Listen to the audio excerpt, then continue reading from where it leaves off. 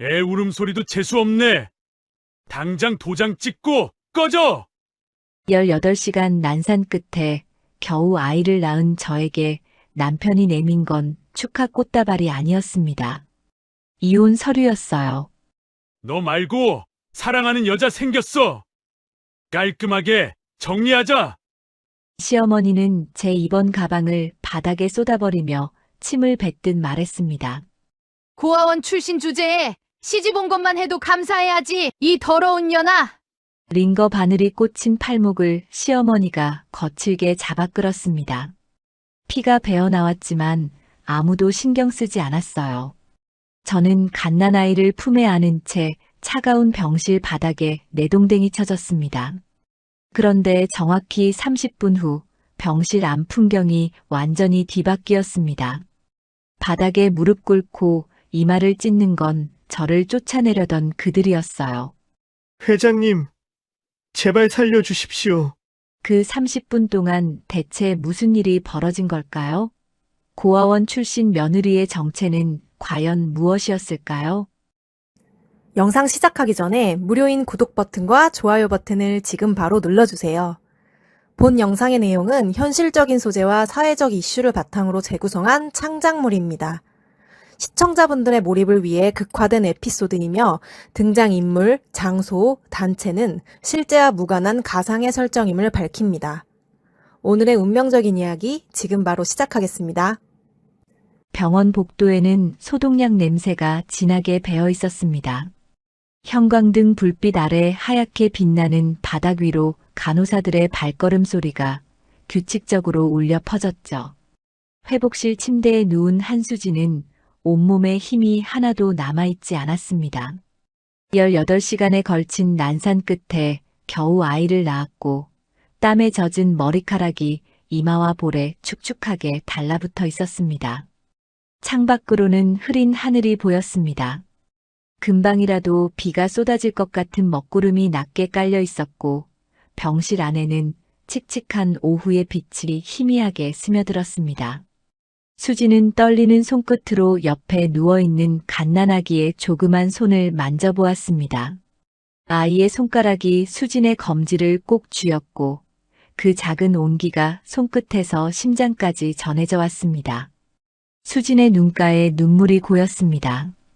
고아원에서 자라며 단 한 번도 느껴보지 못했던 감정이었습니다. 세상에 자신과 피가 이어진 존재가 있다는 것.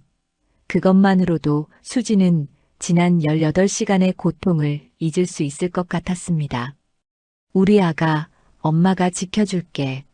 수진이 갈라진 목소리로 속삭이며 아이의 이마에 입술을 가만히 대었습니다. 아이는 새근새근 잠들어 있었고 조그만 입술이 오물오물 움직였습니다. 바로 그때였습니다. 쾅! 병실 문이 거칠게 열리며 벽에 부딪히는 소리가 났습니다. 수진이 화들짝 놀라 고개를 돌렸어요. 문 앞에 남편 김민석과 시어머니 채말순이 서 있었죠. 민석의 얼굴은 돌처럼 굳어 있었고 말순의 눈은 차갑게 가라앉아 있었습니다. 수진의 심장이 쿵 하고 내려앉았습니다. 남편이 왜 저런 표정을 짓고 있는지 알 수 없었습니다. 분명 아이가 태어났다고 연락을 했는데 축하는커녕 눈빛에서 냉기가 흘러나오고 있었죠. 여보 왔어? 우리 딸 좀 봐. 얼마나 예쁜지. 수진이 반가운 마음에 말을 꺼냈습니다. 하지만 민석은 아이 쪽은 쳐다보지도 않았습니다. 민석은 성큼성큼 침대 앞으로 다가오더니 품속에서 누렇게 바랜 서류 봉투를 꺼냈습니다. 그리고 그것을 수진의 배 위에 툭 던지듯 내려놓았습니다.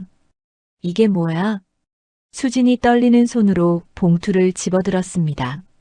봉투 안에서 서류 뭉치가 흘러나왔고 맨 위에 적힌 글자가 수진의 눈에 들어왔습니다.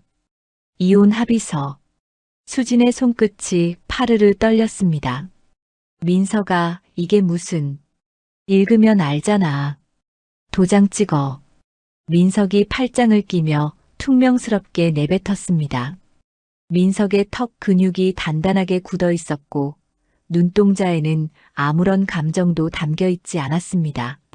마치 처음 보는 남처럼 수진을 내려다보고 있었습니다. 내가 뭘 잘못했는데 갑자기 이혼이야? 나 방금 애 낳았어. 내 딸이야, 내 딸. 수진이 목소리를 높였습니다. 수진의 목소리가 떨렸고 눈에는 금세 눈물이 그렁그렁 맺혔습니다. 하지만 민석은 코웃음만 쳤습니다. 그때 말순이 혀를 차며 끼어들었습니다. 쯧쯧, 근본 없는 집안에서 자란 게 애까지 부실하게 낳았네. 아들도 아니고 딸이라니. 말순은 침대 옆에 놓인 아기 바구니를 힐끗 보더니 인상을 찌푸렸습니다. 말순의 입꼬리가 비틀어져 올라갔고 눈에는 노골적인 경멸이 담겨 있었습니다. 시어머니, 그게 무슨 말씀이세요? 아들이든 딸이든 소중한 생명인데. 뭐, 네가 감히 나한테 말대꾸야? 말순이 눈을 부라렸습니다.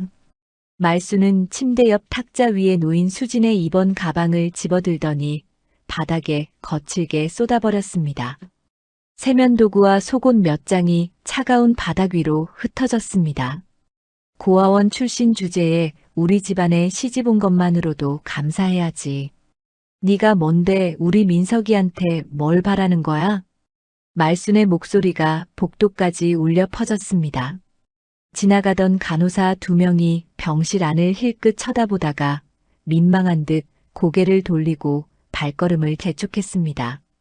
수진의 눈에서 눈물이 주르륵 흘러내렸습니다. 결혼 후 3년 동안 숱하게 들어왔던 말이었지만 출산 직후 이런 말을 들으니 가슴이 찢어지는 것 같았습니다.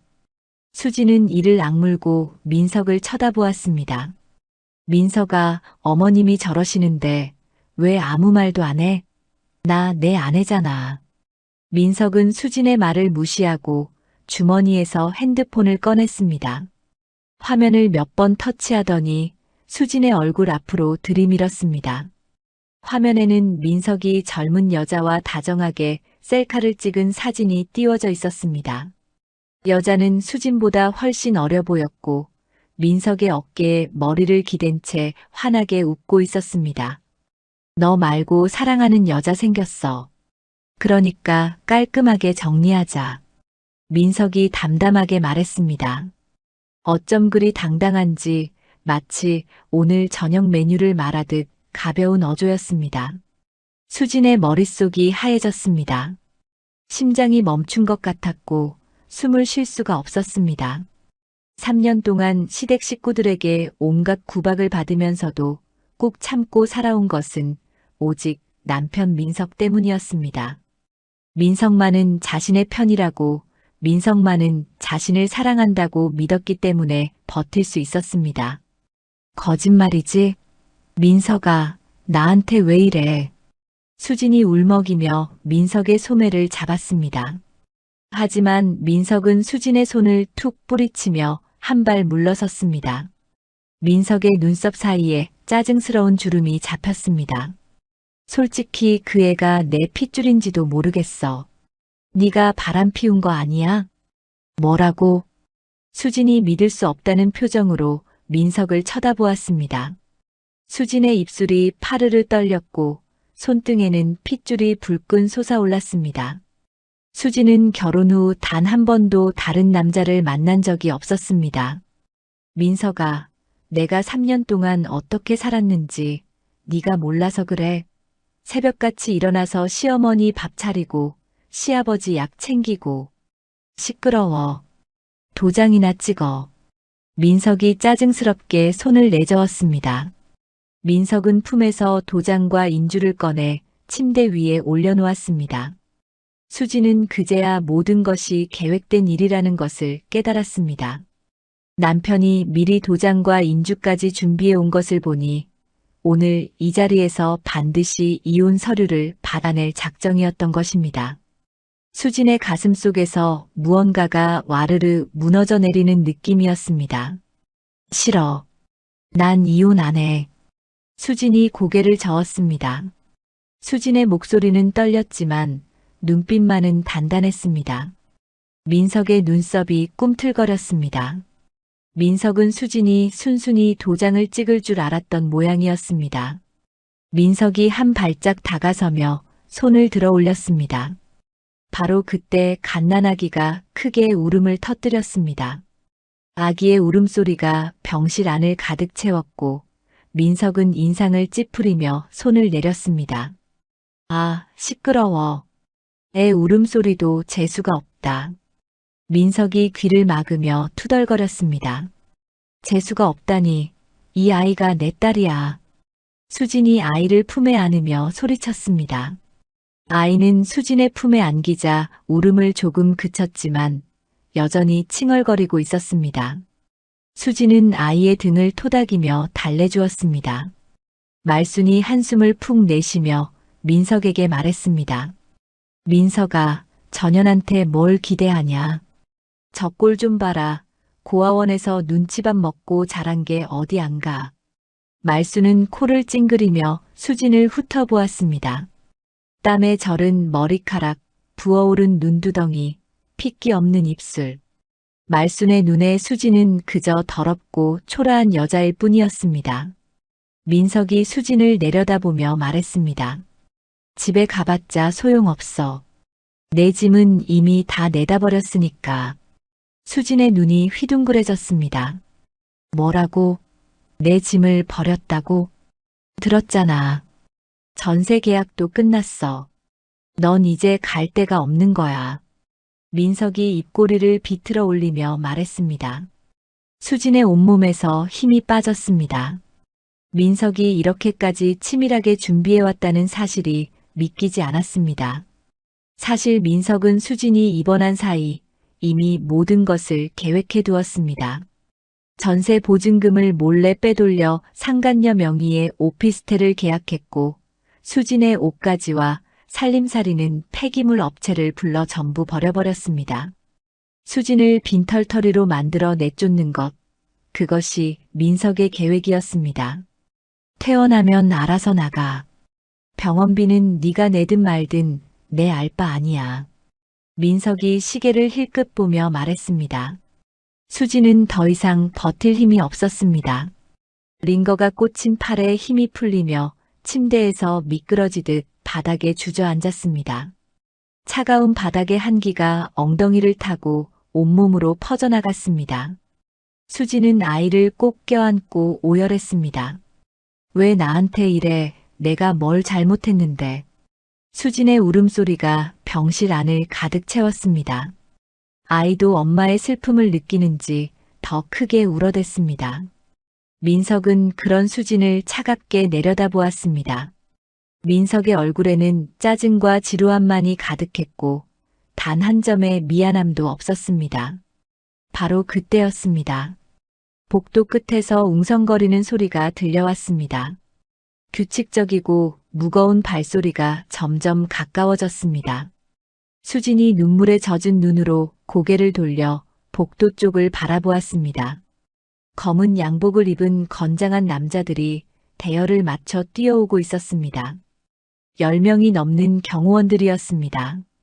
그들의 구두 소리가 복도 바닥에 울려 퍼졌고 병원 전체가 술렁이기 시작했습니다. 민석과 말순이 당황하여 뒤로 물러섰습니다. 뭐야 이 사람들은? 민석이 더듬거리며 말했습니다. 민석의 얼굴에서 오만함이 사라지고 당혹감이 번졌습니다. 경호원들이 병실 앞에 도착하더니 양쪽으로 갈라서며 길을 만들었습니다. 그 사이로 고급 휠체어를 탄 백발의 노신사가 천천히 모습을 드러냈습니다. 노신사는 70대 후반쯤 되어 보였고 깊게 패인 주름 사이로 날카로운 눈빛이 빛나고 있었습니다. 값비싼 캐시미어 코트 위로 은은한 향수 냄새가 풍겨왔습니다. 노신사의 시선이 바닥에 주저앉아 있는 수진에게 향했습니다. 노신사의 입술이 파르르 떨렸습니다. 노신사는 휠체어의 팔걸이를 꽉 움켜쥐더니 힘겹게 몸을 일으켜 세우려 했습니다.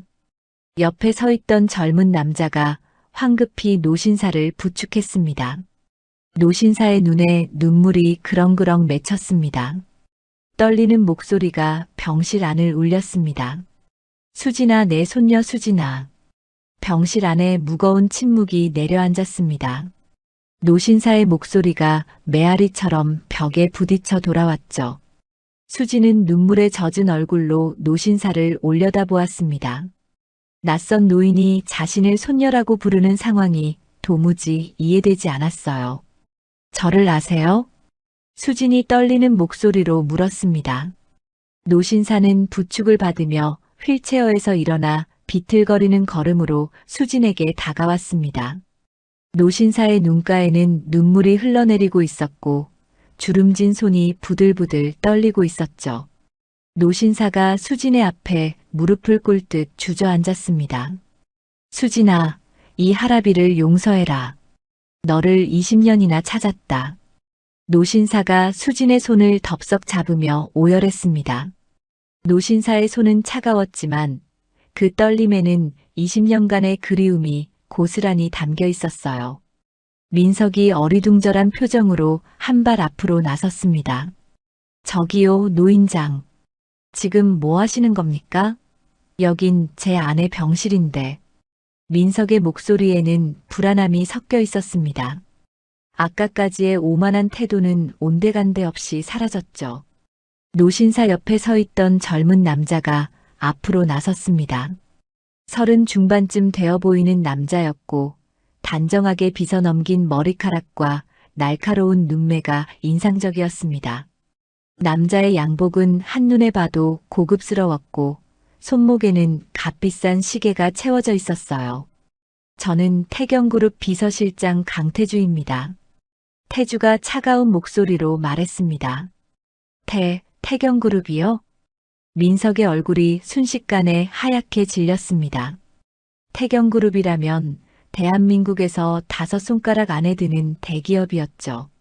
민석의 다리가 후들후들 떨리기 시작했습니다.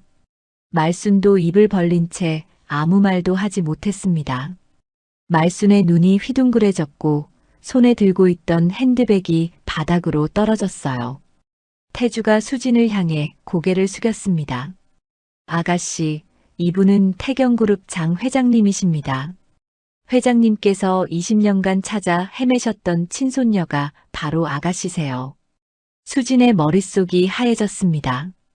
재벌 그룹의 손녀라니, 그게 무슨 말도 안 되는 소리인가요? 수진은 고아원에서 자랐고 부모가 누군지도 모른 채 살아왔습니다. 무슨 말씀이세요? 저는 고아원에서 자랐어요. 부모님 얼굴도 몰라요. 수진이 고개를 저으며 말했습니다. 장 회장이 수진의 손을 더 꽉 쥐었습니다.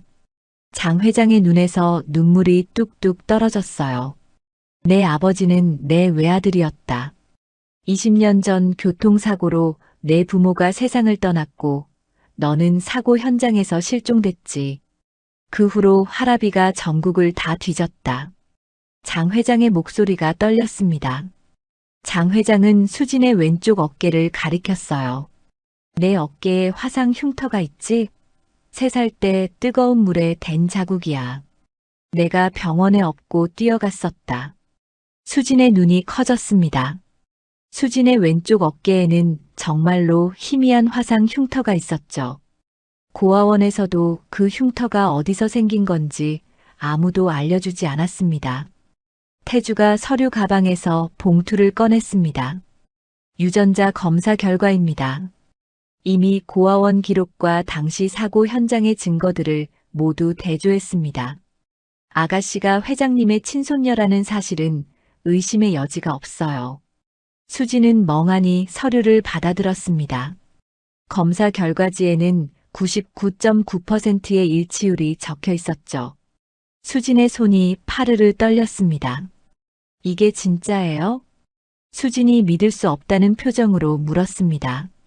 장 회장이 고개를 끄덕이며 수진의 얼굴을 두 손으로 감쌌습니다.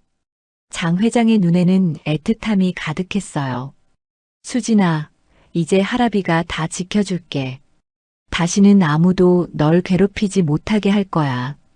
그때 말순이 황급히 앞으로 나서며 비굴한 웃음을 지었습니다. 아이고, 회장님. 저는 수진이 시어머니 되는 사람입니다. 그동안 수진이를 얼마나 아끼고 살았는지 몰라요. 말순의 태도가 180도 바뀌었습니다. 아까까지 수진을 고아원 출신이라며 구박하던 사람이 맞나 싶을 정도였죠. 말순은 연신 허리를 굽히며 장 회장의 눈치를 살폈어요. 민석도 얼른 말을 보탰습니다. 장인어른, 아끼는 제가 잠시 흥분해서 그랬습니다. 부부싸움이 좀 격했을 뿐이에요. 민석이 비굴하게 웃으며 변명했습니다. 민석의 이마에는 식은땀이 송골송골 맺혀 있었죠. 장 회장의 얼굴이 순식간에 굳어졌습니다. 장 회장이 지팡이를 들어 민석을 가리켰어요. 내 놈이 감히 내 손녀 눈에서 피눈물을 흘리게 했어? 장 회장의 목소리가 차갑게 가라앉았습니다. 장 회장의 눈에서 분노의 불꽃이 타올랐죠. 회장님, 오해입니다. 저는 민석이 더듬거리며 말했습니다. 오해? 내가 들어올 때 내 놈이 무슨 말을 했는지 다 들었다. 이혼하라고? 집에서 짐을 버렸다고? 장 회장이 한 발 다가서며 소리쳤습니다. 민석의 무릎이 후들거렸습니다. 민석은 더 이상 버티지 못하고 바닥에 털썩 주저앉았어요. 회장님, 살려주십시오. 제가 잘못했습니다. 민석이 바닥에 이마를 찌으며 빌었습니다. 아까까지 수진에게 이혼을 강요하던 당당한 모습은 온데간데 없었죠. 말순도 덩달아 바닥에 무릎을 꿇었습니다. 회장님, 저희가 눈이 멀었습니다. 한 번만 용서해 주세요. 말순의 목소리가 애처롭게 떨렸습니다. 수지는 그 모습을 지켜보며 가슴이 서늘해졌습니다. 불과 몇 분 전까지 자신을 짐승 취급하던 사람들이었어요.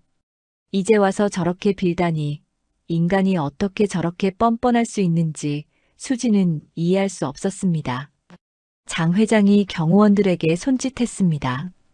저것들을 당장 끌어내라. 경호원 4명이 민석과 말순의 양팔을 잡아 일으켰습니다. 민석이 발버둥치며 소리쳤어요. 수진아, 수진아. 우리 다시 시작하자. 내가 잘못했어. 민석의 외침이 복도에 울려 퍼졌습니다. 하지만 수진은 고개를 돌렸어요. 수진이 천천히 바닥에서 일어났습니다. 수진의 눈에서는 눈물이 말라 있었고 대신 차가운 결의가 담겨 있었죠. 수진이 민석이 던졌던 이혼 서류를 집어들었습니다.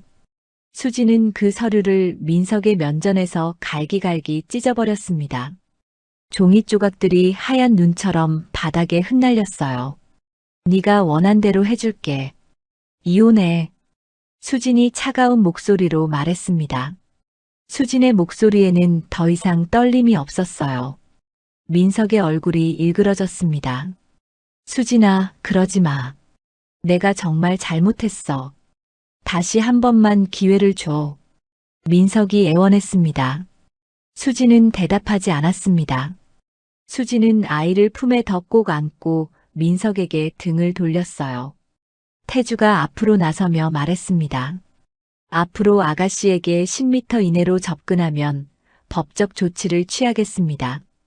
위자료와 재산 분할 소송도 즉시 진행할 테니 각오하십시오. 태주의 목소리는 날카로운 칼날 같았죠. 경호원들이 민석과 말순을 병실 밖으로 끌어냈습니다. 복도에서 민석의 외침이 점점 멀어져 갔어요. 병실 밖으로 나온 민석과 말순은 병원 로비에서 경호원들에 의해 정문 밖으로 내쫓겼습니다.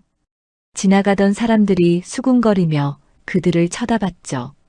민석은 주머니에서 핸드폰을 꺼내 상간녀에게 전화를 걸었습니다. 여보세요? 나야. 지금 큰일 났어. 잠깐 만나자.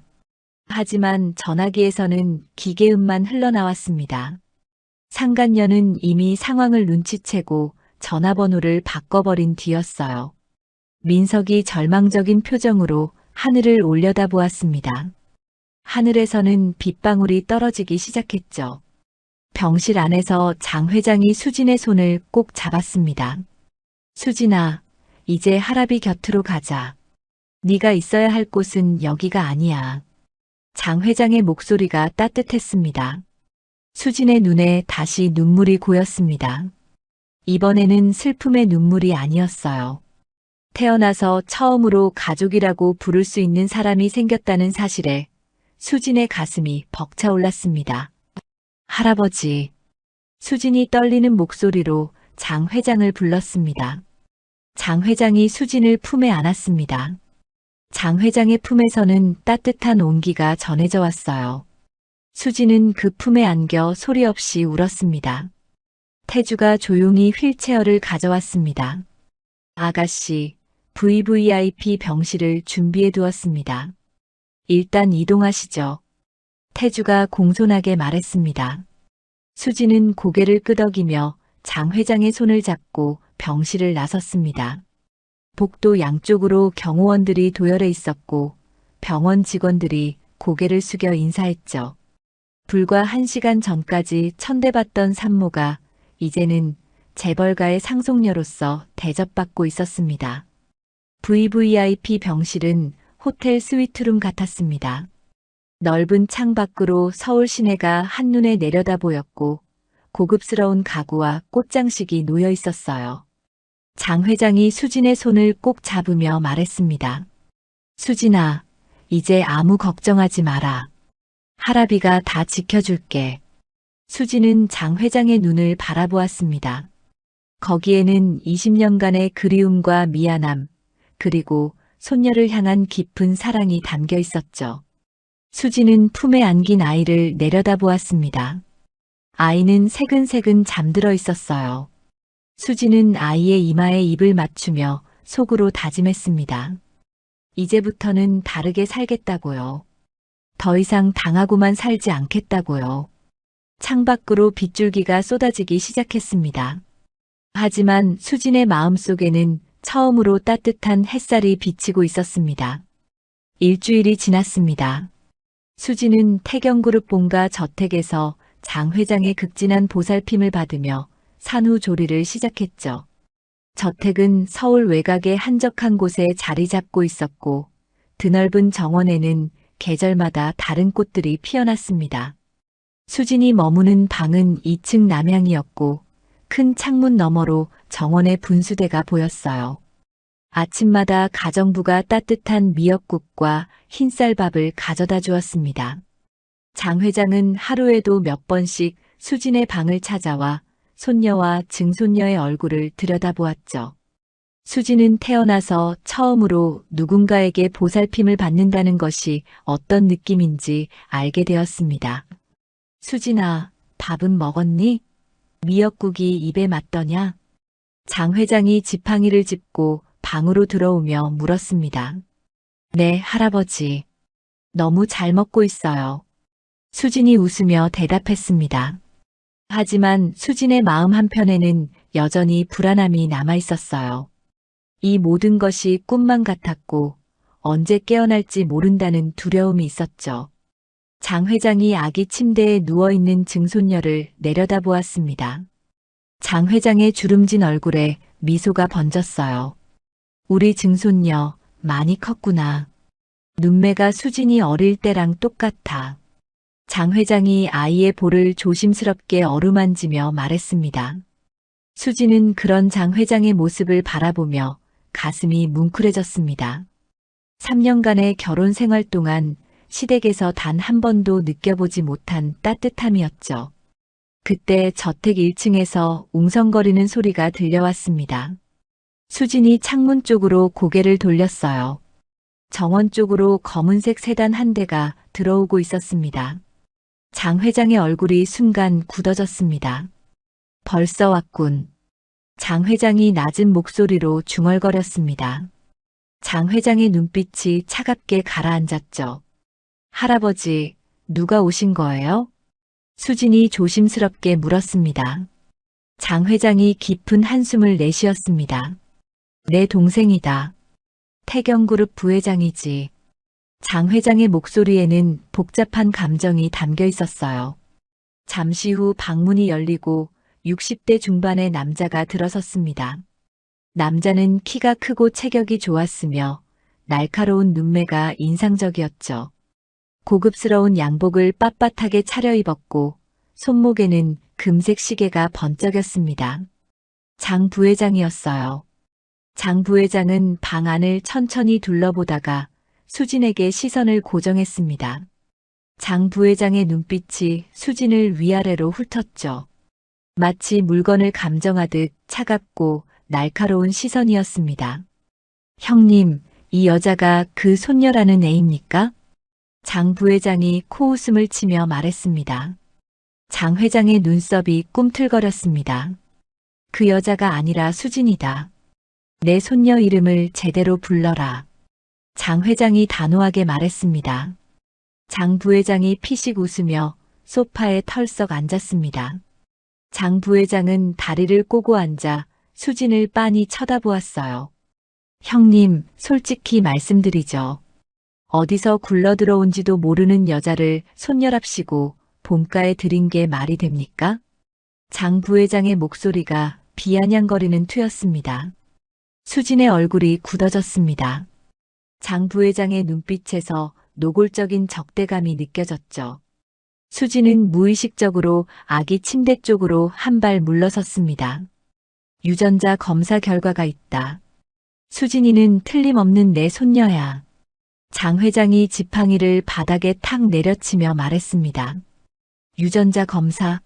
그런 건 얼마든지 조작할 수 있습니다. 형님이 나이 드셔서 판단력이 흐려지신 거 아닙니까? 장 부회장이 비웃듯 말했습니다. 장 회장의 얼굴이 불그락푸르락해졌습니다. 장 회장이 자리에서 벌떡 일어나려다 어지러운 듯 비틀거렸어요. 수진이 재빨리 장 회장의 팔을 부축했습니다. 할아버지, 괜찮으세요? 수진이 걱정스러운 목소리로 물었습니다. 장 부회장이 그 모습을 차갑게 지켜보았습니다. 장 부회장의 입꼬리가 실룩거렸어요. 형님 건강도 안 좋으시면서 왜 이런 복잡한 일을 만드십니까? 그냥 조용히 요양이나 하시죠. 장 부회장이 자리에서 일어나며 말했습니다. 건방진 소리 집어치워. 내가 죽기 전에 수진이를 태경의 정식 상속녀로 세울 거다. 장 회장이 이를 악물며 말했습니다. 장 부회장의 눈빛이 순간 날카롭게 변했습니다. 장 부회장의 손이 주먹을 불끈 쥐었다가 천천히 펴졌죠. 그건 두고 봐야지요. 장 부회장이 차갑게 내뱉고 방을 나갔습니다. 장 부회장의 구두 소리가 복도에서 멀어져 갔어요. 수지는 장 부회장이 나간 문을 바라보며 등골이 서늘해지는 것을 느꼈습니다. 장 부회장의 눈빛에서 느껴졌던 적대감이 머릿속에서 지워지지 않았죠. 장 회장이 깊은 한숨을 내쉬었습니다. 수진아, 저 사람을 조심해라. 내 동생이지만 탐욕에 눈이 먼 사람이야. 장 회장의 목소리가 무거웠습니다. 네, 할아버지. 수진이 고개를 끄덕였습니다. 그날 밤 수진은 좀처럼 잠을 이룰 수가 없었습니다. 창밖으로 보이는 정원에는 달빛이 희미하게 내려앉아 있었고 나뭇잎들이 바람에 살랑살랑 흔들리고 있었죠. 수진은 아이를 품에 안고 창가에 서서 어두운 정원을 내려다보았습니다. 장 부회장의 차가운 눈빛이 자꾸만 떠올랐어요. 그 눈빛에는 단순한 불쾌함이 아니라 뭔가 계산적인 것이 담겨 있었습니다. 며칠 후 수진은 태주에게서 놀라운 이야기를 들었습니다. 장 부회장이 이사회를 포섭하고 있습니다. 자신의 아들을 후계자로 앉히려는 계획을 세우고 있어요. 태주가 낮은 목소리로 말했습니다. 수진의 눈이 커졌습니다. 그럼 제가 나타난 게... 네, 부회장 입장에서는 눈에 까시죠. 아가씨가 정식 상속녀가 되면 자신의 계획이 물거품이 되니까요. 태주의 얼굴이 어두웠습니다. 수지는 머리가 복잡해졌습니다. 겨우 새로운 삶을 시작하려는데 또 다른 문제가 생긴 것이죠. 그 무렵 고시원에서 술에 절어 지내던 민석은 우연히 텔레비전 뉴스를 보게 되었습니다. 화면에는 태경그룹 본가 저택이 비치고 있었고 아나운서가 말하고 있었어요. 태경그룹 장 회장의 잃어버린 손녀가 20년 만에 돌아왔습니다. 손녀는 일반인과 결혼했다가 최근 이혼 소송 중인 것으로 민석의 눈이 번쩍 뜨였습니다. 민석은 벌떡 일어나 텔레비전 앞으로 다가갔죠. 화면에는 수진이 장 회장과 함께 차에서 내리는 모습이 찍혀 있었습니다. 인연이 진짜 재벌 손녀였어? 민석이 이를 갈며 중얼거렸습니다. 민석의 눈에 탐욕스러운 빛이 번뜩였어요. 민석은 핸드폰을 꺼내 인터넷 커뮤니티에 접속했습니다. 민석의 손가락이 빠르게 화면을 두드렸죠. 재벌 3세가 된 조강지처가 가난한 시댁을 버렸다. 민석은 자극적인 제목으로 글을 작성하기 시작했습니다. 글 내용은 온통 거짓이었어요. 수진이 재벌 손녀라는 사실을 알고 시댁을 버렸다느니 아이 아빠의 권리를 빼앗았다느니 하는 내용이었죠. 민석의 입꼬리가 비틀어져 올라갔습니다. 두고 봐라, 한수진. 네가 잘 되는 꼴은 못 본다.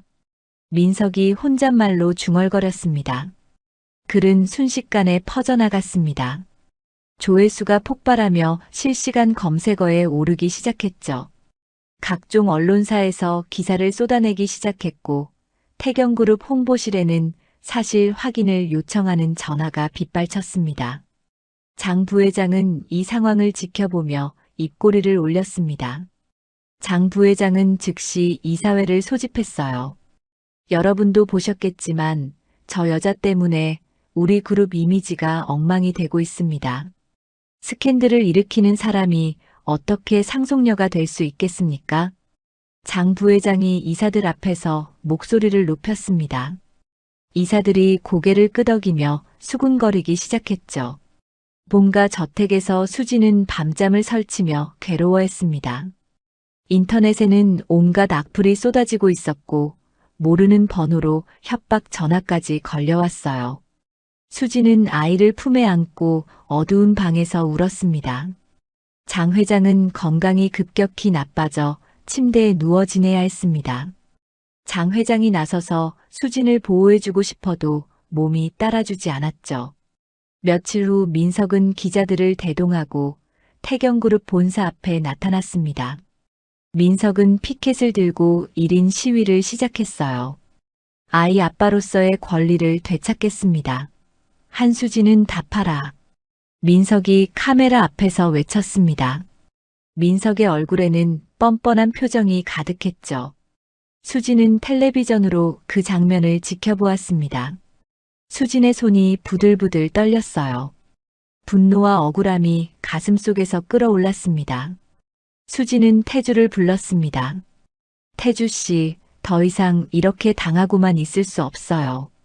수진의 목소리에는 처음으로 도끼가 서려 있었습니다. 수진의 눈빛이 차갑게 빛났죠.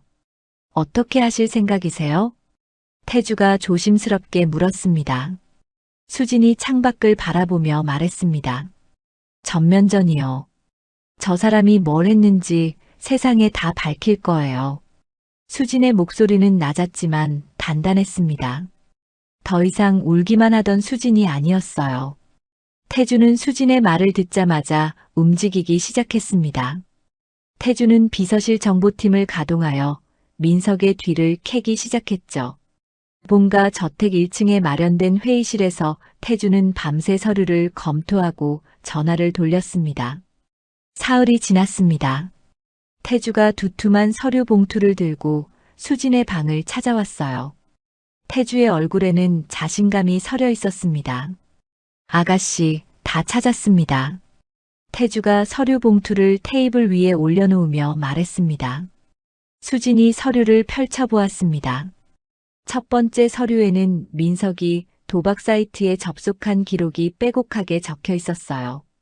접속 횟수만 수백 번이 넘었죠. 민석 씨가 3년 전부터 온라인 도박을 해왔습니다. 누적 손실액이 2억 원이 넘어요. 태주가 설명했습니다. 수진의 눈이 커졌습니다. 결혼 생활 동안 민석이 도박을 한다는 사실을 전혀 몰랐거든요. 민석은 늘 야근이라며 늦게 들어왔고 주말에도 회사 일이 있다며 집을 비웠습니다. 그게 다 도박을 하러 간 것이었죠. 그뿐이 아닙니다. 태주가 두 번째 서류를 꺼냈습니다. 서류에는 민석이 상간녀에게 보낸 문자 메시지 내역이 출력되어 있었어요. 한수진 몰래 빼돌린 전세금으로 오피스텔 계약한 거 잘 받았지? 이혼하면 바로 너랑 살 거야. 수진은 그 문자를 읽으며 이를 악물었습니다. 민석이 얼마나 치밀하게 자신을 속여왔는지 두 눈으로 확인하니 치가 떨렸어요. 마지막으로 이겁니다. 태주가 세 번째 서류를 내밀었습니다. 그것은 민석이 예전 회사에서 공금을 횡령했다는 증거였어요. 회계 장부와 계좌 이체 내역이 첨부되어 있었죠. 민석 씨가 3년 전 회사 공금 5천만 원을 빼돌렸습니다. 당시 회사에서 조용히 퇴사 처리했지만 증거는 다 남아있어요. 태주의 목소리가 차가웠습니다. 수지는 서류를 손에 쥐고 한참 동안 말이 없었습니다.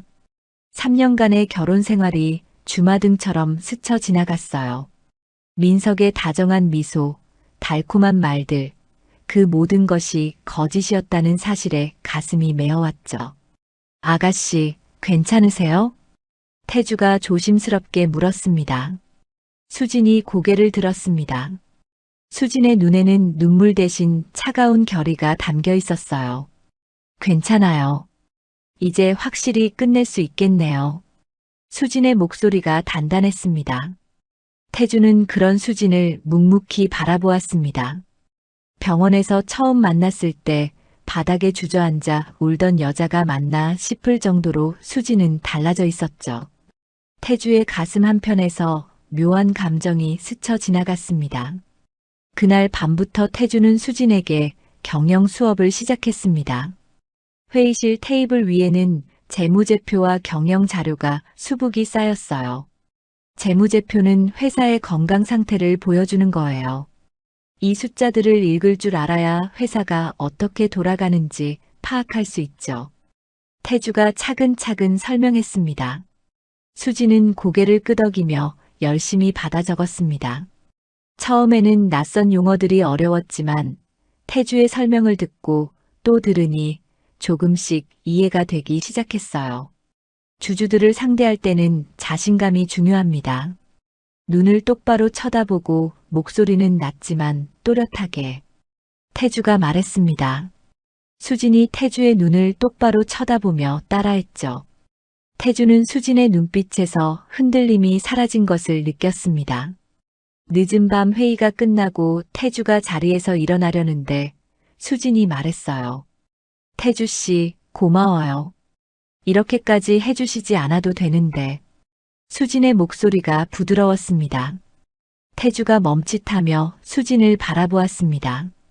희미한 조명 아래 수진의 얼굴이 부드럽게 빛나고 있었죠. 태주는 괜히 헛기침을 했습니다. 제 일인걸요. 회장님의 소중한 손녀를 지키는 게 제 임무니까요. 태주가 담담하게 말했습니다. 하지만 태주의 귀끝이 살짝 붉어진 것을 수진은 보지 못했어요. 민석의 시위가 사흘째 계속되던 날이었습니다. 태경그룹 본사 앞에는 기자들이 몰려들어 인산인해를 이루고 있었죠. 민석은 피켓을 높이 들고 목청껏 소리치고 있었습니다. 한수진은 나와라. 아이 아빠의 권리를 되찾겠다. 민석의 얼굴에는 승리를 확신하는 표정이 가득했어요. 기자들의 카메라가 쉴 새 없이 플래시를 터뜨렸죠. 바로 그때 검은색 세단 한 대가 본사 앞에 멈춰 섰습니다. 차 문이 열리고 수진이 내렸습니다. 수진은 단정한 정장을 입고 있었고 머리는 깔끔하게 묶여 있었어요. 수진의 얼굴에는 긴장의 기색이 없었습니다. 기자들이 일제히 수진에게 몰려들었습니다. 한수진 씨, 남편의 주장에 대해 한 말씀 해주세요. 이혼 소송은 어떻게 되는 겁니까? 질문이 빗발쳤지만 수진은 묵묵히 걸음을 옮겼습니다. 태주가 수진의 옆에서 걸으며 기자들을 정리했죠. 수진이 민석 앞에 멈춰 섰습니다. 민석은 피켓을 내리며 비웃음을 지었어요. 왔구나. 이제 무릎 꿇고 빌 거지? 민석이 거만하게 말했습니다. 수진은 대답하지 않았습니다. 수진이 태주에게 눈짓을 보냈어요. 태주가 품에서 서류 봉투를 꺼내 민석 앞에 내밀었습니다. 이게 뭐야? 민석이 서류를 받아들었습니다. 당신이 3년간 온라인 도박으로 탕진한 금액 내요. 2억 원이 넘던데. 수진의 목소리가 차갑게 울렸습니다. 민석의 얼굴이 순간 굳어졌습니다. 기자들이 술렁이기 시작했죠. 태주가 두 번째 서류를 꺼냈습니다. 이건 당신이 상간녀에게 보낸 문자 메시지 내역이고 내 전세금 빼돌려서 오피스텔 계약한 내용이 다 담겨 있어. 수진이 서류를 기자들 쪽으로 들어보이며 말했습니다. 기자들의 카메라가 미친 듯이 플래시를 터뜨렸습니다. 민석의 얼굴이 새하얗게 질렸어요. 이건 조작이야. 다 거짓말이라고. 민석이 목소리를 높였습니다. 하지만 민석의 눈은 공포에 질려 흔들리고 있었죠. 태주가 마지막으로 대형 스크린 리모컨을 눌렀습니다. 본사 건물 외벽에 설치된 전광판에 민석의 횡령 증거와 도박 빚 내역이 떠올랐어요. 숫자들이 빼곡하게 화면을 채웠죠. 저 사람이 아이 아빠의 권리를 말할 자격이 있을까요? 도박에 빠져 가정을 파탄낸 사람이 아내 몰래 돈을 빼돌려 상간녀에게 갖다 바친 사람이 수진의 목소리가 광장에 울려 퍼졌습니다. 기자들의 질문 공세가 민석에게 쏟아졌습니다. 김민석 씨, 횡령 의혹에 대해 해명해 주세요. 도박 빚이 2억이라는 게 사실입니까? 민석은 입을 뻐끔거리기만 할 뿐 아무 말도 하지 못했습니다. 민석의 이마에 식은 땀이 줄줄 흘러내렸어요. 민석은 피켓을 내던지고 황급히 사람들 틈을 비집고 달아나기 시작했습니다. 도망치지 말고 대답해요.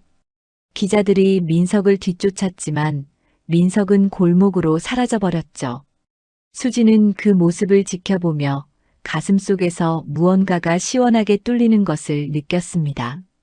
3년간 속고 살았던 서러움, 병원에서 쫓겨나던 굴욕감, 그 모든 것에 대한 첫 번째 복수였어요. 기자들이 다시 수진에게 몰려들었습니다. 한수진 씨, 소감 한 말씀 부탁드립니다. 수진이 카메라를 향해 또렷한 목소리로 말했습니다. 저는 더 이상 당하고만 살지 않겠습니다. 거짓으로 저를 괴롭히는 사람에게는 반드시 책임을 묻겠습니다. 수진의 눈빛이 카메라 렌즈를 뚫고 나갈 듯이 빛났습니다. 그날 저녁 뉴스에서는 민석의 추락과 수진의 반격이 대서특필되었습니다. 여론은 순식간에 뒤집어졌죠. 인터넷에서는 수진을 응원하는 댓글이 폭주했고 민석을 비난하는 글이 실시간 검색어를 도배했습니다. 돌아오는 차 안에서 수진은 창밖을 바라보았습니다. 서울의 야경이 불빛의 바다처럼 펼쳐져 있었어요. 수진의 입가에 엷은 미소가 번졌습니다. 잘하셨어요, 아가씨. 태주가 조용히 말했습니다. 수진이 태주를 바라보았습니다. 태주의 얼굴에도 미소가 번져 있었죠. 태주 씨 덕분이에요. 정말 고마워요. 수진의 목소리가 부드러웠습니다. 차가 본가 저택에 도착했을 때 수진은 어느새 잠들어 있었습니다. 태주는 조용히 차를 세우고 수진의 잠든 얼굴을 바라보았어요. 긴장이 풀린 수진의 얼굴이 평화로워 보였습니다. 태주는 자신의 재킷을 벗어 수진에게 살며시 덮어주었습니다. 태주의 손이 수진의 어깨에 닿았다가 조심스럽게 물러났죠. 아가씨, 끝까지 지켜드리겠습니다. 태주가 낮은 목소리로 중얼거렸습니다. 태주의 눈빛에는 단순한 충성심 이상의 감정이 담겨 있었어요. 창밖으로 보름달이 환하게 떠 있었습니다. 서늘한 밤 공기가 차 안으로 스며들어왔죠. 태주는 수진이 깨지 않도록 조용히 차문을 열고 내렸습니다. 여론전에서 완승을 거둔 수진은 본격적인 복수를 준비하기 시작했습니다. 태주가 가져온 서류를 검토하며 수진은 민석과 말순이 살고 있는 아파트 정보를 확인했어요. 그들은 전세로 살고 있었고 건물주는 중소기업을 운영하는 사람이었죠. 이 건물 태경그룹 법인 명의로 매입할 수 있을까요? 수진이 태주에게 물었습니다. 태주가 고개를 끄덕였습니다. 가능합니다. 건물주가 자금난을 겪고 있어서 매물로 내놓은 상태예요. 태주의 대답에 수진의 입꼬리가 살짝 올라갔습니다. 매입해주세요. 수진의 목소리는 담담했지만 눈빛은 차갑게 빛나고 있었어요. 일주일 후 건물 매입이 완료되었습니다. 수진은 법무팀을 통해 민석과 말순에게 임대차 계약 해지 통보서를 발송했죠. 통보서에는 한 달 안에 퇴거하라는 내용이 적혀 있었습니다. 민석은 통보서를 받아들고 얼굴이 일그러졌습니다. 뭐, 한 달 안에 나가라고? 민석이 소리쳤습니다. 말순이 통보서를 빼앗아 읽어보더니 다리에 힘이 풀려 소파에 털썩 주저앉았어요. 건물주가 바뀌었대. 새 건물주가 태경그룹이래. 말순의 목소리가 떨렸습니다. 민석의 얼굴이 새하얗게 질렸습니다. 수진이 자신들을 내쫓기 위해 건물까지 사들인 것이었죠. 그년이 감히. 민석이 이를 갈았지만 어쩔 도리가 없었습니다. 한 달이 지났습니다. 민석과 말순은 끝까지 버티려 했지만 법적으로 더 이상 방법이 없었어요. 퇴거 기한 마지막 날 용역업체 직원들이 아파트 앞에 도착했습니다. 그날따라 하늘에서는 비가 억수같이 쏟아지고 있었죠. 빗줄기가 굵어서 앞이 잘 보이지 않을 정도였습니다.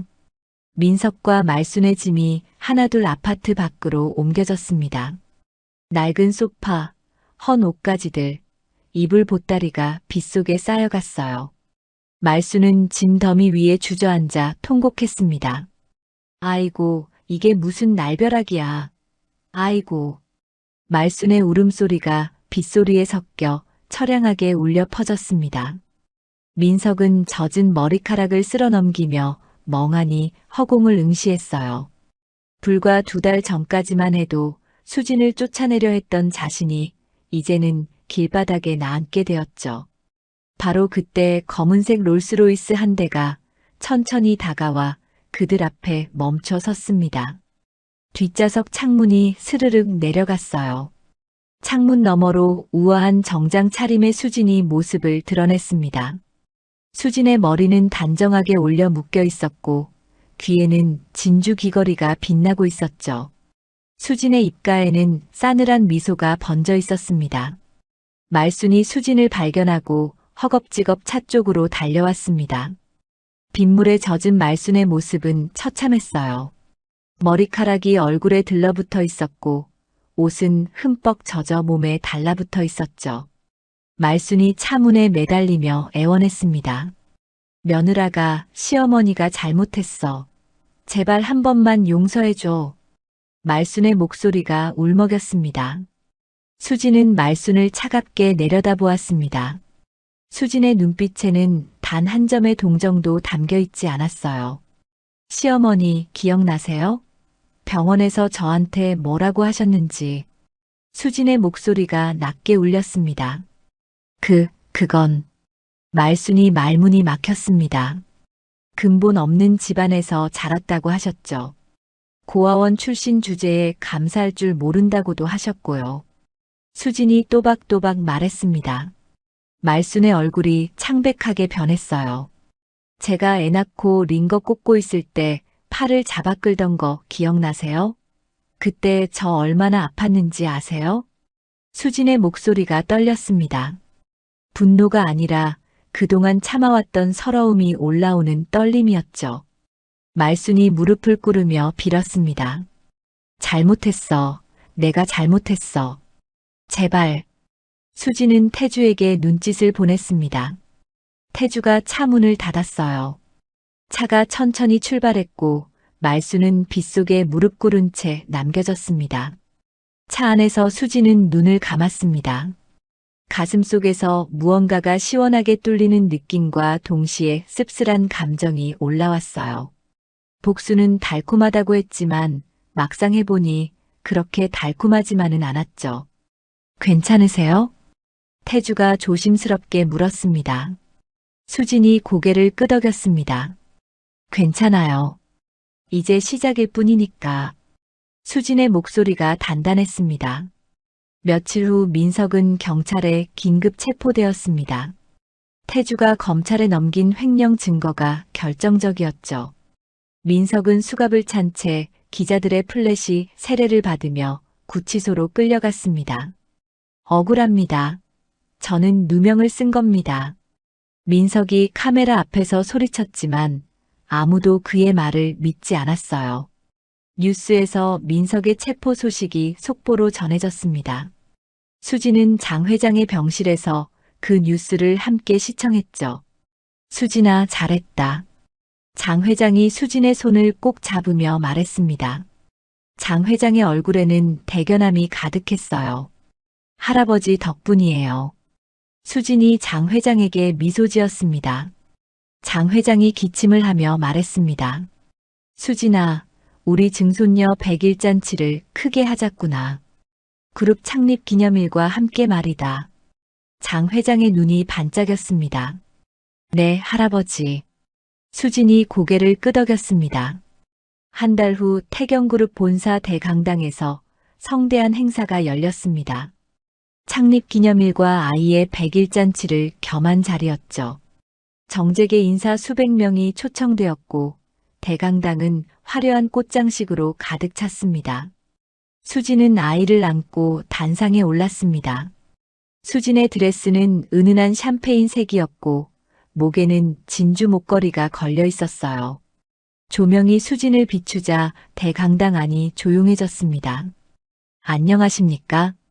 저는 한수진입니다. 수진의 목소리가 마이크를 통해 울려 퍼졌습니다. 오늘 이 자리에 참석해 주신 모든 분께 감사드립니다. 저는 2달 전까지만 해도 평범한 사람이었습니다. 아니, 평범하기는커녕 바닥에서 짓밟히던 사람이었죠. 수진의 솔직한 말에 객석이 술렁였습니다. 하지만 할아버지께서 저를 찾아주셨고 저에게 새로운 삶을 주셨습니다. 저는 그 은혜에 보답하기 위해 태경그룹을 더욱 발전시키겠습니다. 수진의 눈빛이 단단하게 빛났습니다.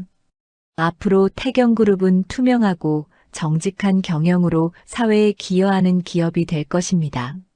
지켜봐 주십시오. 수진이 인사를 마치자 객석에서 박수가 터져 나왔습니다. 기립박수가 쏟아졌고 카메라 플래시가 쉴 새 없이 터졌죠. 연회가 끝나고 테라스로 나온 수진은 서울의 야경을 바라보았습니다. 차가운 밤바람이 수진의 머리카락을 스쳤어요. 수진은 깊은 숨을 내쉬었습니다. 아가씨, 여기 계셨군요.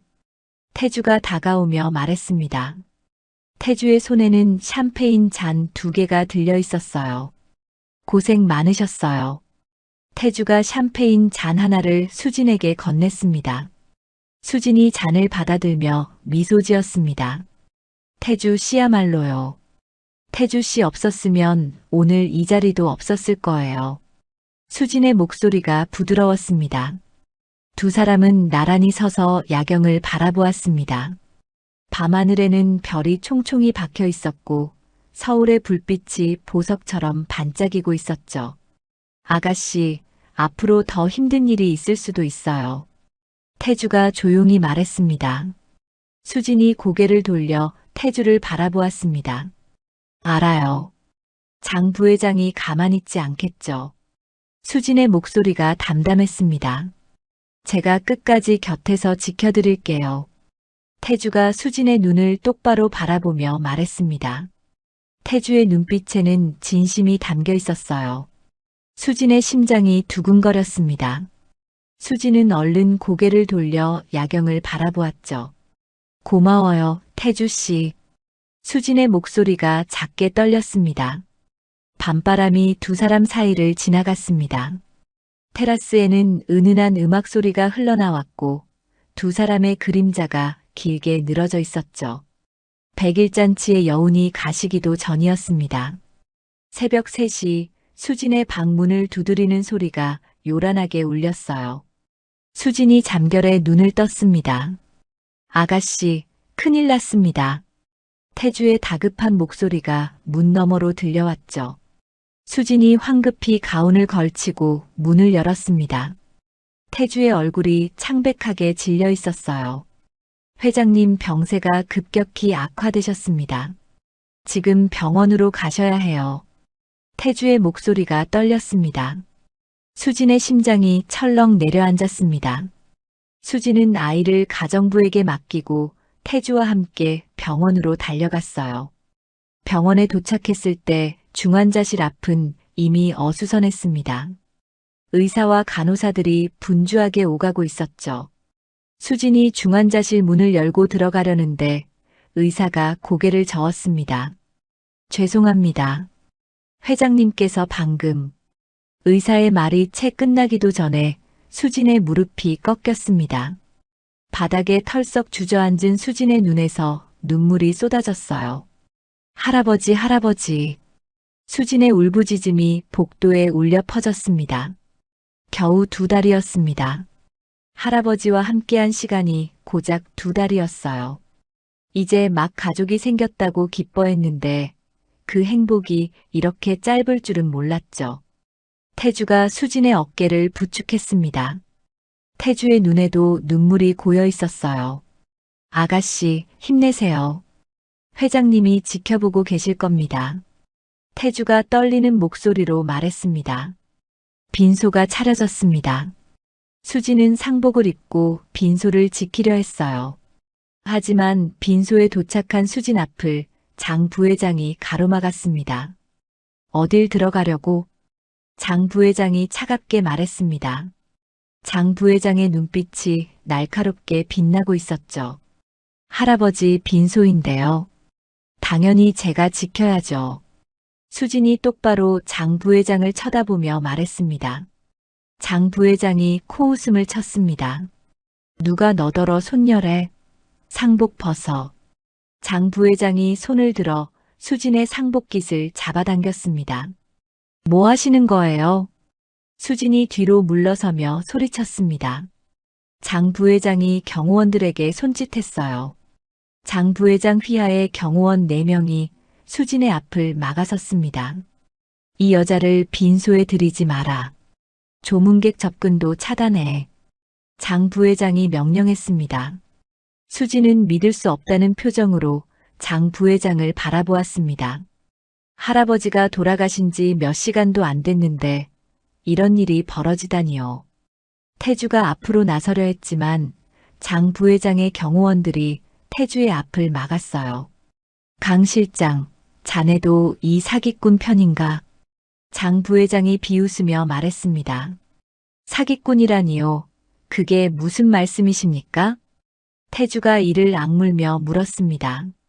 장 부회장은 대답하지 않고 돌아섰습니다. 수진은 빈소 밖에서 발을 동동 굴렀지만 어쩔 도리가 없었어요.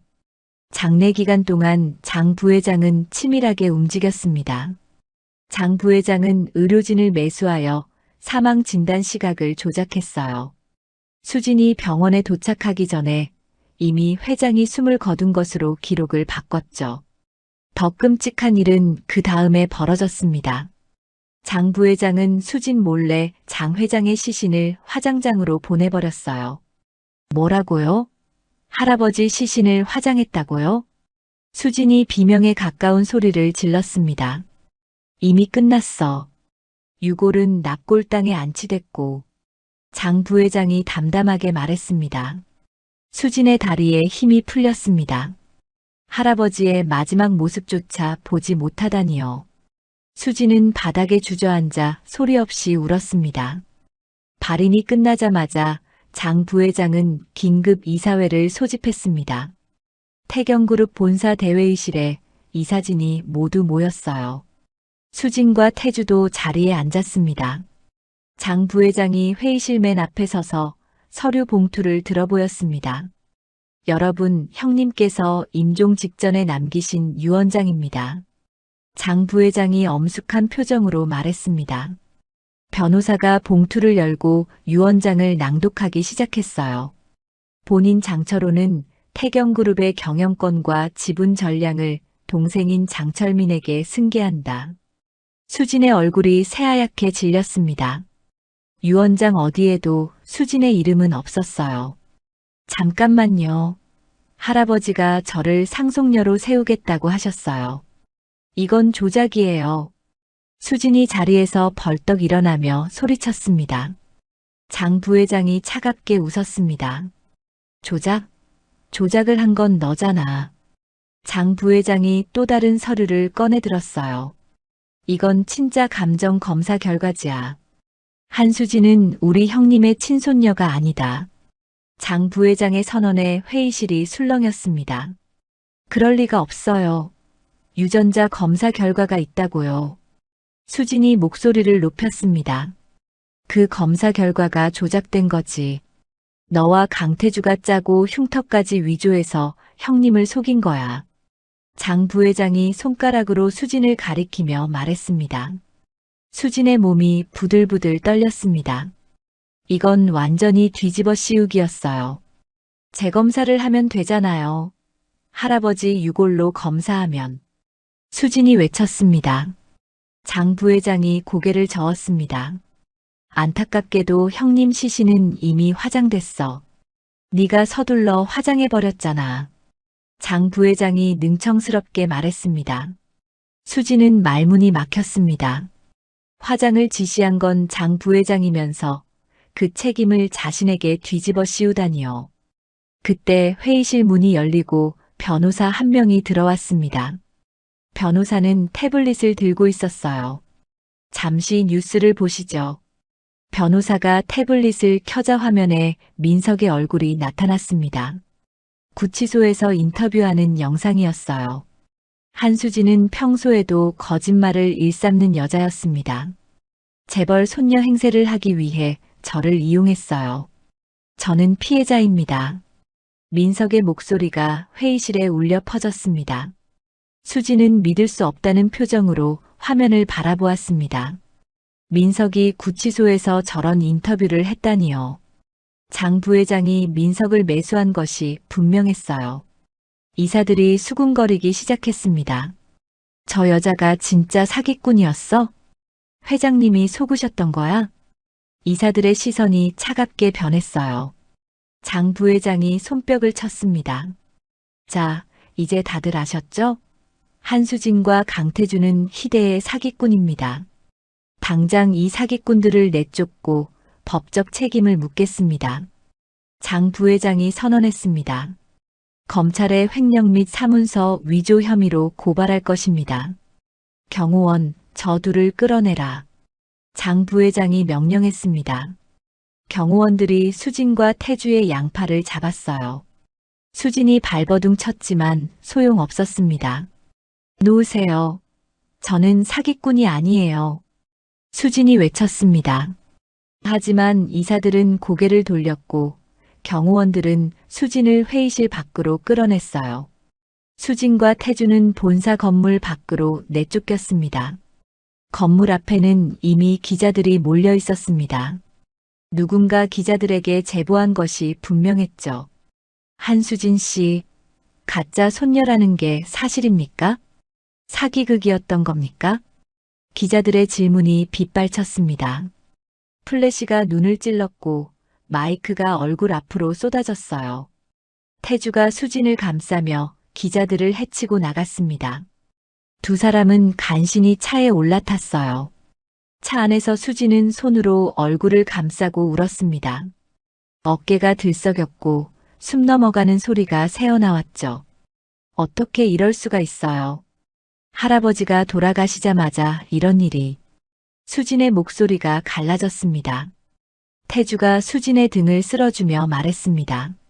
아가씨, 포기하시면 안 됩니다. 회장님께서 분명히 대비책을 마련해 두셨을 거예요. 태주의 목소리가 단단했습니다. 수진이 고개를 들어 태주를 바라보았습니다. 수진의 눈이 충혈되어 있었지만 그 안에서 작은 불씨가 살아나고 있었어요. 대비책이요? 수진이 물었습니다. 태주가 고개를 끄덕였습니다. 회장님께서 생전에 말씀하셨어요. 만약을 대비해 가장 믿을 수 있는 곳에 증거를 남겨두셨다고요. 태주의 눈빛이 빛났습니다. 수진의 심장이 두근거리기 시작했습니다. 아직 끝난 게 아니었어요.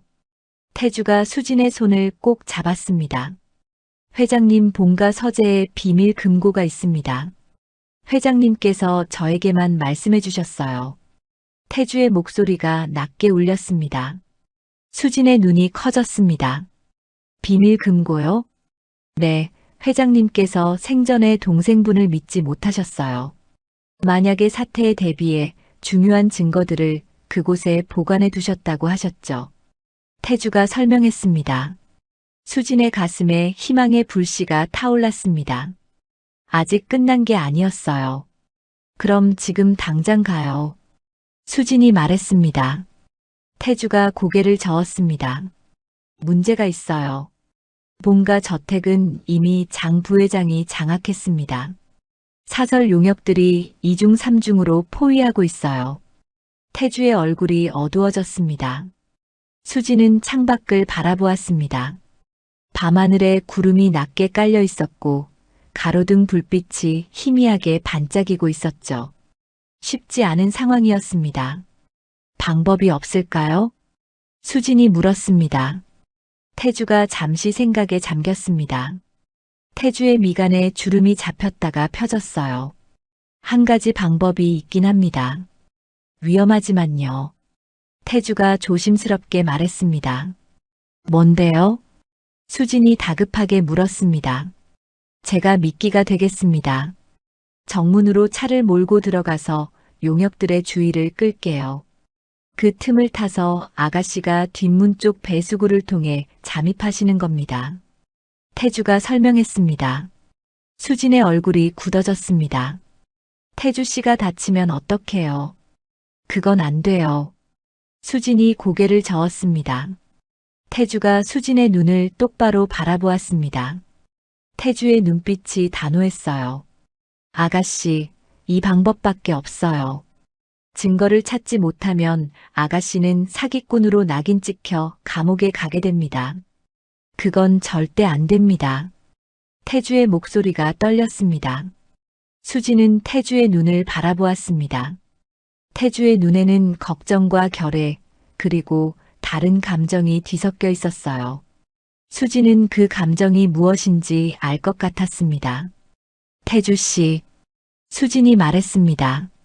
저를 믿어주세요. 반드시 성공할 겁니다. 태주가 수진의 손을 더 꼭 쥐며 말했습니다. 수진은 깊은 숨을 내쉬었습니다. 다른 방법이 없었어요. 알겠어요. 하지만 절대 무리하지 마세요. 수진이 말했습니다. 다음 날 새벽 4시였습니다. 하늘은 아직 깜깜했고 차가운 새벽 공기가 피부를 찔렀어요. 수진과 태주는 본가 저택 근처에 차를 세웠습니다. 저택 정문에는 검은 옷을 입은 용역들이 줄지어 서 있었습니다. 손전등 불빛이 이리저리 오가고 있었죠. 대략 20명은 되어 보였어요. 아가씨, 제가 정문으로 들어가면 3분 후에 움직이세요. 뒷담장 옆에 배수구가 있는데 그곳으로 들어가시면 정원으로 나올 수 있어요. 태주가 낮은 목소리로 설명했습니다. 수진이 고개를 끄덕였습니다. 수진의 심장이 콩닥콩닥 뛰고 있었어요. 조심해요, 태주 씨. 수진이 말했습니다. 태주가 수진을 바라보며 미소 지었습니다. 아가씨도요. 꼭 성공하세요. 태주가 말했습니다. 태주가 차에 올라탔습니다. 엔진 소리가 새벽 정적을 깨뜨렸어요. 태주의 차가 정문을 향해 돌진했습니다. 쾅! 차가 정문 철문을 들이받았습니다. 굉음이 울려 퍼졌고 용역들이 일제히 정문 쪽으로 달려갔어요. 뭐야? 저놈 잡아! 용역들의 고함 소리가 들렸습니다. 태주가 차에서 내려 뛰기 시작했습니다. 용역 대여섯 명이 태주를 뒤쫓았어요. 주먹과 발길질이 오가는 소리가 어둠 속에서 들려왔습니다. 수지는 이를 악물고 뒷담장 쪽으로 달렸습니다. 심장이 터질 것 같았지만 멈출 수 없었어요. 뒷담장 옆에 배수구가 보였습니다. 배수구는 좁고 어두웠습니다. 수지는 몸을 낮추고 기어들어갔어요. 무릎이 차가운 바닥에 긁혔고 손바닥에 자갈이 박혔습니다. 흙탕물이 옷을 적셨지만 수지는 계속 앞으로 나아갔죠. 배수구를 빠져나오자 정원이 나왔습니다. 수지는 재빨리 몸을 일으켜 서재가 있는 본관 쪽으로 달렸어요. 다행히 용역 대부분이 정문 쪽으로 몰려가 있어서 뒤쪽은 비어 있었습니다. 서재 문이 잠겨 있었습니다. 수지는 주변을 둘러보다가 창문 하나가 살짝 열려 있는 것을 발견했어요. 수지는 창문을 밀고 안으로 들어갔습니다. 서재 안은 캄캄했습니다. 책장이 벽면을 가득 채우고 있었고 묵은 종이 냄새가 코를 찔렀어요. 수지는 핸드폰 불빛을 켜고 금고를 찾기 시작했습니다. 태주가 말해준 대로 책장 세 번째 칸 뒤에 금고가 숨겨져 있었습니다. 수지는 책들을 치우고 금고를 드러냈어요. 금고에는 숫자, 자물쇠가 달려 있었습니다. 비밀번호가 뭐지?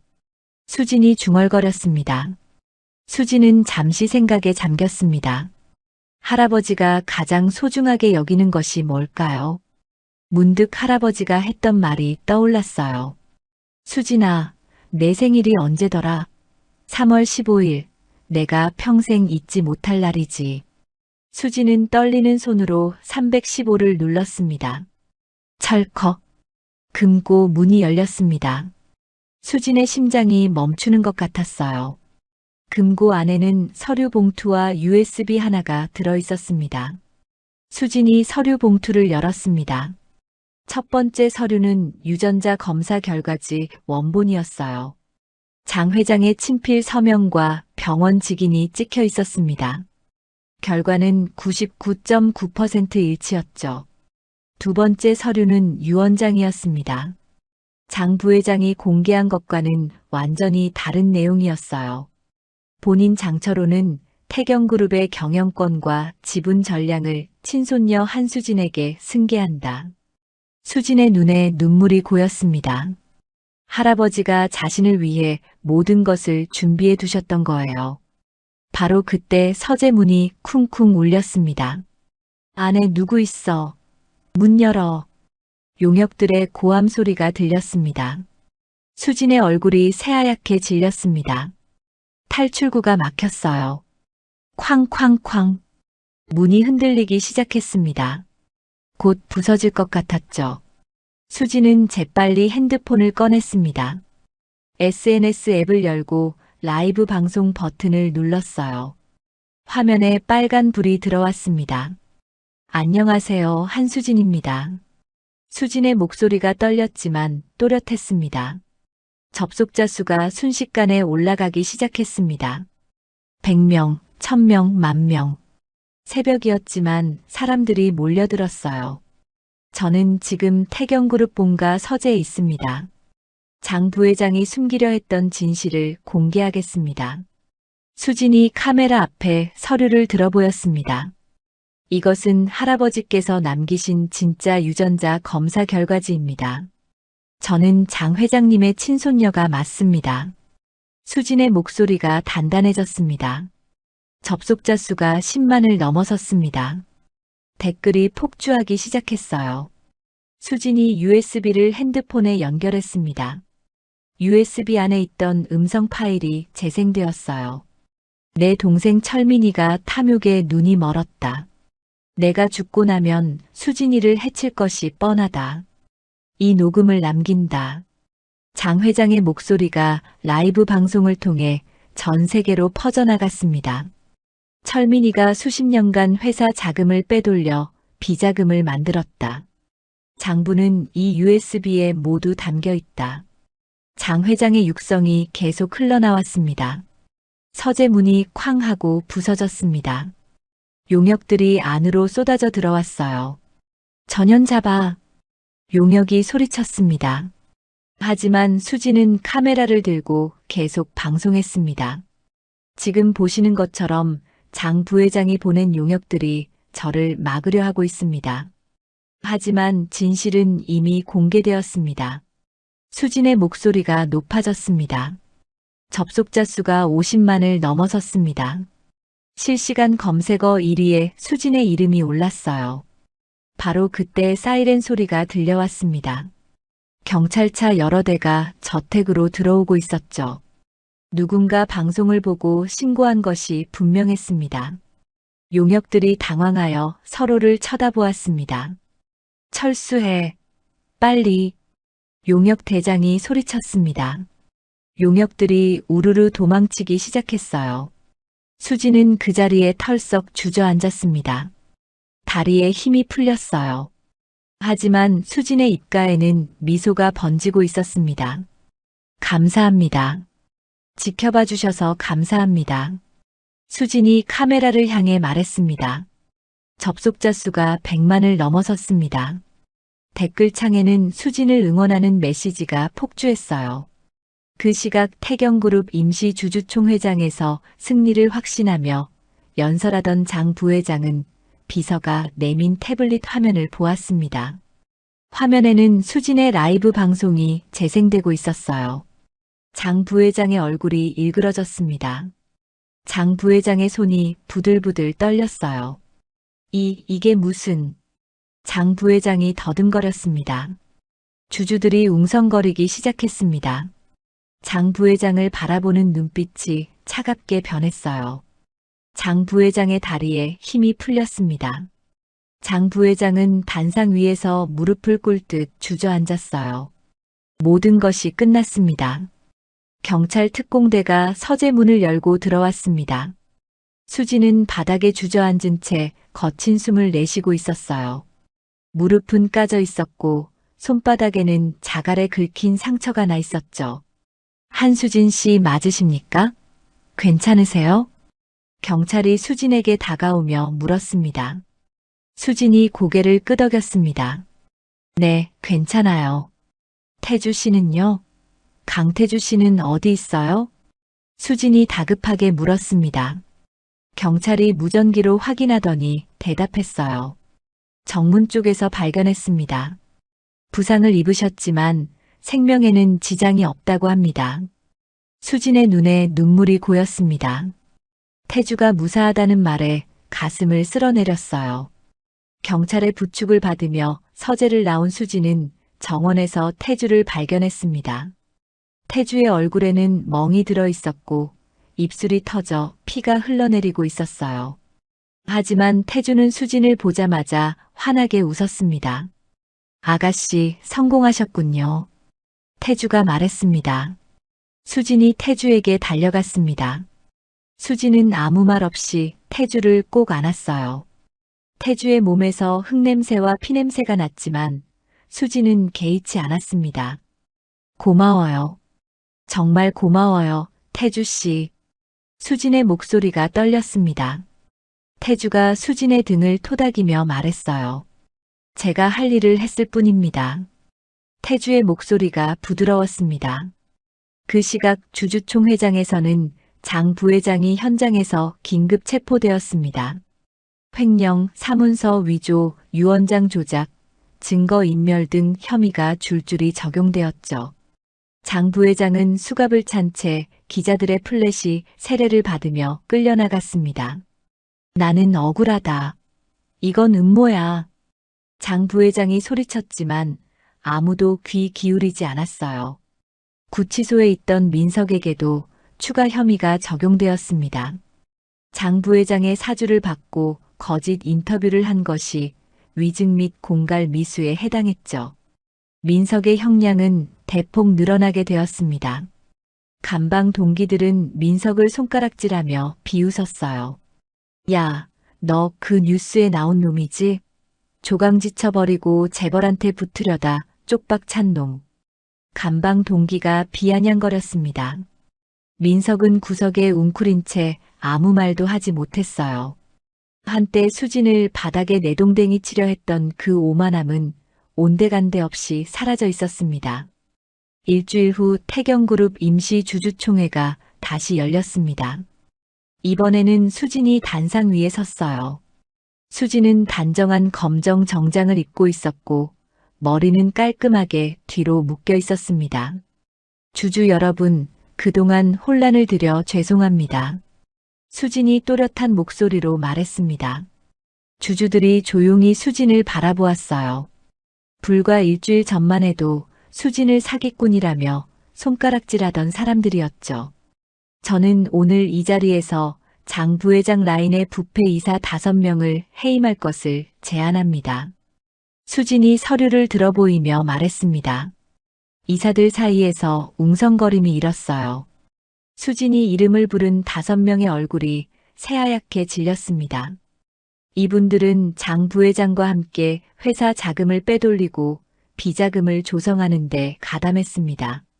증거는 이미 검찰에 제출되었습니다. 수진의 목소리가 차갑게 울렸습니다. 투표가 진행되었어요. 압도적인 찬성으로 5명의 이사가 해임되었습니다. 그들은 고개를 숙인 채 회의장을 빠져나갔죠. 앞으로 태경그룹은 투명하고 정직한 경영을 할 것입니다. 수진이 선언했습니다. 주주들이 자리에서 일어나 박수를 치기 시작했습니다. 기립박수가 회의장을 가득 채웠어요. 수진은 그 박수 소리를 들으며 눈시울이 뜨거워졌습니다. 회의가 끝난 후 수진은 태주와 함께 병원으로 향했습니다. 수진이 처음 아이를 낳았던 그 병원이었어요. 이제 수진은 그 병원을 운영하는 재단의 이사장이 되어 있었죠. 병원 로비에 들어서자 병원장과 간호사들이 줄지어 서서 수진을 맞이했습니다. 그들의 얼굴은 사색이 되어 있었어요. 병원장이 허리를 90도로 굽히며 말했습니다. 이사장님, 그때 일은 정말 죄송합니다. 저희가 눈이 멀었습니다. 병원장의 목소리가 떨렸습니다. 수진은 병원장을 차갑게 내려다보았습니다. 수진의 눈앞에 그날의 기억이 스쳐 지나갔어요. 링거를 꽂은 채 바닥에 주저앉아 울던 자신의 모습, 아무도 도와주지 않던 그 순간들이요. 병원장님 기억나세요? 제가 아이 낳고 쫓겨날 때 뭐라고 하셨는지. 수진이 낮은 목소리로 물었습니다. 병원장의 얼굴이 더욱 창백해졌습니다. 저는 병원장이 더듬거렸습니다. 가족 문제라고 하셨죠.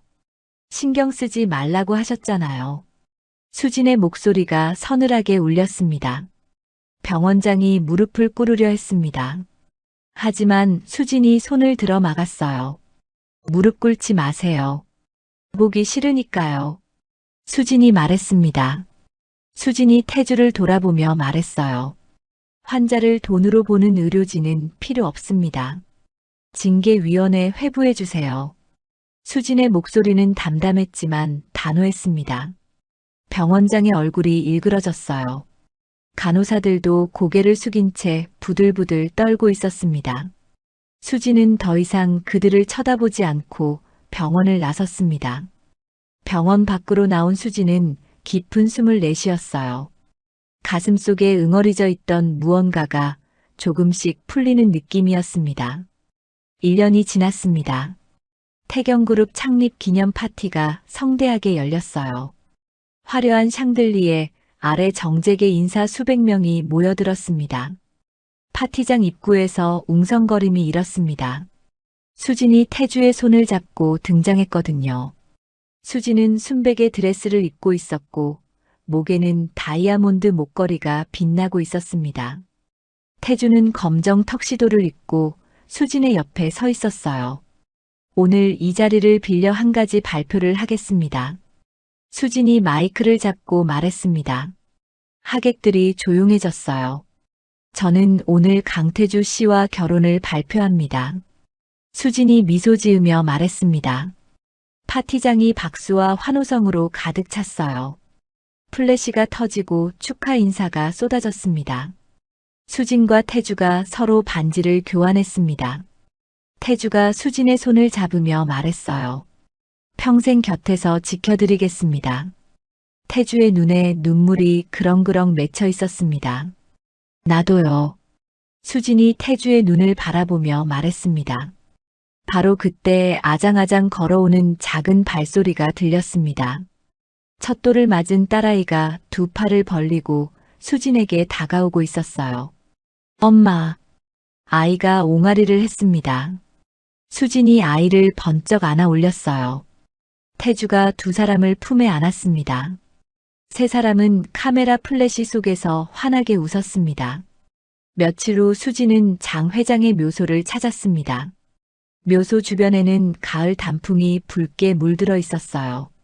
차가운 바람이 수진의 머리카락을 스쳤습니다. 수진이 무릎을 꿇고 묘비 앞에 헌화했습니다. 할아버지, 저 잘하고 있죠? 수진이 묘비를 어루만지며 말했습니다. 태경그룹도 잘 지키고 있고 좋은 사람도 만났어요. 이제 우리 가족 제가 다 지킬게요. 수진의 눈에 눈물이 고였습니다.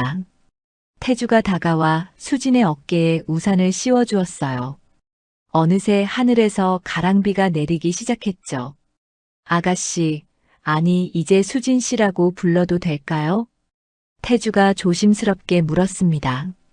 수진이 고개를 돌려 태주를 바라보았어요. 수진의 입가에 미소가 번졌습니다. 그렇게 불러줘요. 수진이 말했습니다. 두 사람은 나란히 서서 묘소를 바라보았습니다. 가랑비가 우산 위로 소리 없이 내렸어요. 돌아오는 차 안에서 수진은 창밖을 바라보았습니다. 뒷좌석에는 아이가 카시트에 앉아 새근새근 잠들어 있었어요. 태주가 운전대를 잡고 조용히 앞을 주시하고 있었죠.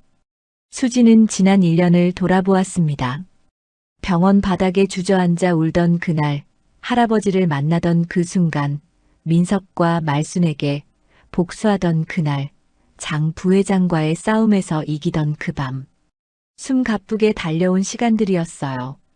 무슨 생각해요? 태주가 백미러로 수진을 보며 물었습니다. 아무것도요. 그냥 행복하다고 생각했어요. 수진이 미소 지으며 말했습니다. 태주도 미소 지었어요. 태경그룹 본사 꼭대기층 회장실이었습니다. 수진이 결제 서류에 서명을 마치고 자리에서 일어났어요. 통유리창 너머로 서울 전경이 한눈에 내려다 보였습니다. 빌딩 숲 사이로 석양이 붉게 물들고 있었죠. 수진은 창가에 서서 저 멀리 하늘을 바라보았습니다. 1년 전 바닥에서 울던 여자가 지금은 대한민국 굴지의 대기업 회장이 되어 이 자리에 서 있었어요. 수진의 입가에 엷은 미소가 번졌습니다. 할아버지, 지켜보고 계시죠? 수진이 창밖을 향해 속삭였습니다. 창밖으로 노을이 붉게 번지고 있었습니다. 마치 하늘에서 할아버지가 대답하듯 따뜻한 빛이 수진의 얼굴을 감싸 안았어요. 수진은 눈을 감고 깊은 숨을 들이마셨습니다. 가슴속에 따뜻한 것이 차올랐어요. 이제 더 이상 혼자가 아니었습니다. 사랑하는 사람이 곁에 있었고, 지켜야 할 가족이 있었고, 이끌어야 할 회사가 있었죠. 수진은 눈을 떴습니다. 수진의 눈빛이 단단하게 빛났어요. 수진이 창가에서 돌아서며 책상 위 가족 사진을 바라보았습니다. 태주와 딸아이, 그리고 자신이 환하게 웃고 있는 사진이었죠. 수진은 사진을 손끝으로 어루만지며 미소 지었습니다. 가자, 집으로. 수진이 혼잣말로 중얼거렸습니다. 수진은 회장실 문을 열고 나섰어요. 수진의 뒷모습이 복도 끝으로 사라졌습니다. 창밖으로는 여전히 붉은 노을이 서울 하늘을 물들이고 있었습니다. 긴 이야기를 끝까지 들어주셔서 감사합니다. 오늘 이야기의 주인공 수진은 출산 직후 남편과 시어머니에게 버림받는 절망의 순간을 맞이했습니다. 하지만 운명은 수진에게 새로운 기회를 주었고 수진은 그 기회를 스스로의 힘으로 붙잡았죠. 자신을 짓밟았던 사람들에게 당당히 맞서고 음모를 꾸민 자들을 무너뜨리고 마침내 진정한 행복을 찾아냈습니다. 누군가는 이 이야기를 보며 통쾌함을 느끼셨을 거예요. 또 누군가는 수진의 눈물에 함께 울컥하셨을지도 모르겠습니다. 세상에는 수진처럼 억울하게 당하고도 말 못하는 분들이 많습니다. 오늘 이야기가 그런 분들께 작은 위로가 되었으면 좋겠어요. 힘든 시간을 보내고 계신 분이 있다면 기억해 주세요. 지금 바닥이라고 느껴지더라도 그곳이 끝이 아니라는 것을요. 수진처럼 다시 일어설 날이 반드시 옵니다. 사랑하는 독자 여러분, 오늘의 긴 여정을 함께 들어주신 분이 계시다면 잘 들었다고 댓글 하나만 남겨주세요. 무료인 구독과 좋아요 눌러주시면 좋은 기운 받아서 더 재밌고 감동적인 영상으로 찾아오겠습니다. 감사합니다.